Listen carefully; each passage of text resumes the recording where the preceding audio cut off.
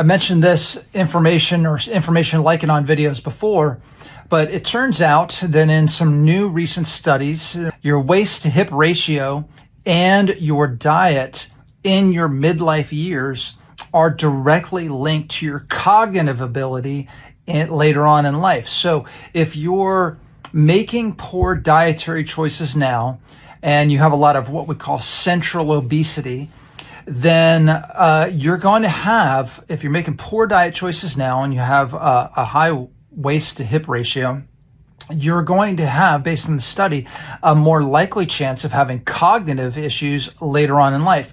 So basically, just like many things in life, you're trading something now for something later.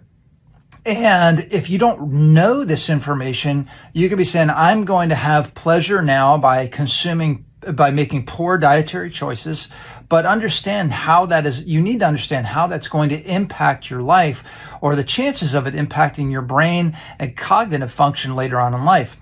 The memory care centers are full all around the country. There's just more and more of these of people that are needing memory care.